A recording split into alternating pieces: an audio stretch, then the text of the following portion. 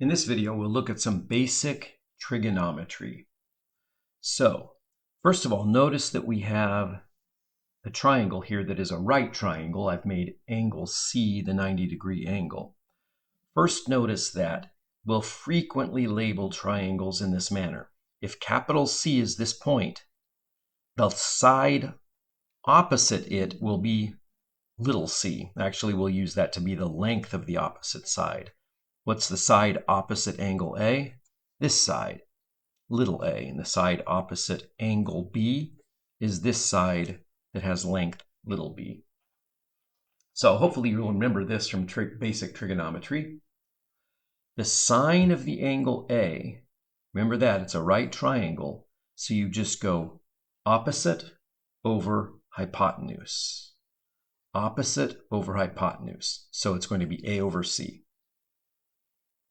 The side angle, or the side opposite angle A, is it has length A, and the hypotenuse has length C.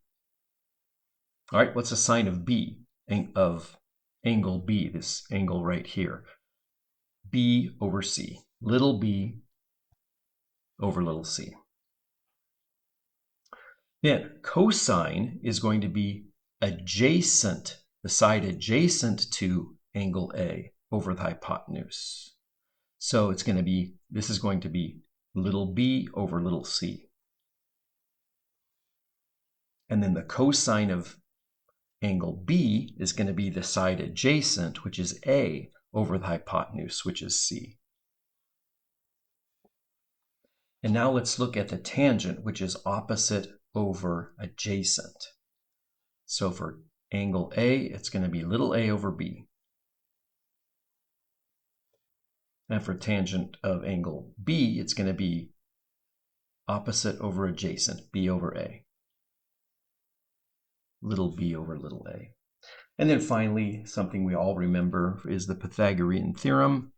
Remember, c is the length of the hypotenuse. So we have a squared plus b squared equals the hypotenuse squared, which is c squared. And then some extreme cases that we should memorize is, what is the sine of 0? The sine of 0 is 0. Sine of a 0-degree angle is 0. And let's go downward. What's the cosine of a 0-degree angle? That's 1. The sine of 90? Well, that's 1. And the cosine of 90 is 0. You can either look at the unit circle, if that helps you, or just the graphs of sine and cosine to help remember these. What is the sine of 180? The sine of 180, that is 0. And then the cosine of 180, not 1, but negative 1. And a few identities here. If you take an angle A between 0 and 180 degrees, then the sine of 180 minus that angle is equal to the sine of the angle A. Remember, sine and cosine repeat themselves. They're periodic functions. And then the cosine of 180 minus A is going to be the opposite of the cosine of A, negative cosine of A. And another one, if we take A between 0 and 90 degrees, then what do we get from the Pythagorean theorem? Okay, so we have, we're dealing with a right angle. Okay, so a right triangle, I should say, where C is the hypotenuse. So we know A squared plus B squared is C squared. And C is definitely not 0. The length of the side of the hypotenuse cannot be 0, of course. So we can divide by C squared, all three of those. So A squared over C squared plus B squared over C squared equals C squared over C squared, which we know that's going to be a 1 right here. So I'm going to rewrite that first like A over B squared. That's what, I'm sorry, A over C squared. this would be plus b over c, in parentheses, squared,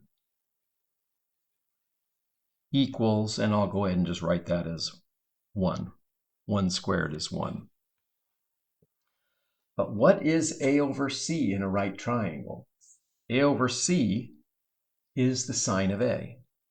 So this tells us that sine squared of a, which means sine of a squared, plus b over c is the cosine of a, plus the cosine of a squared, we write it like cosine squared a, is equal to 1. That is called the Pythagorean identity. Sine squared plus cosine squared is equal to 1. Now let's jump into what we call the law of sines. And this is just going to be some proportions that are equal to each other. This is for any triangle. And remember that capital A, the angle, the side opposite of angle A has length little a. So A over sine of capital A is equal to B, little b, over sine of capital B, and that's equal to little c over the sine of capital C. Those ratios are all equal to each other for any triangle. And now we'll do the law of cosines for the last one. Okay, so take any triangle, ABC. I've given you the first one. If it were a right triangle, well, not quite. The letters are rearranged in this one, but it'll work for the third one, what I was going to talk about. A squared, which would be what? This would be A, this would be little b, and this would be little c. A squared, this A squared, is equal to b squared plus c squared minus 2bc cosine A. Yeah, it looks like a long formula.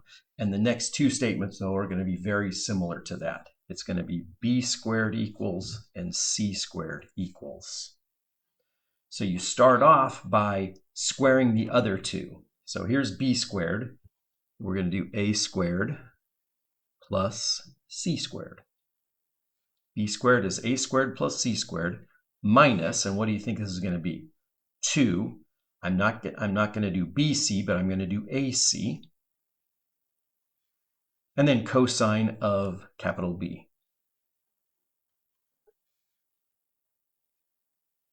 Okay?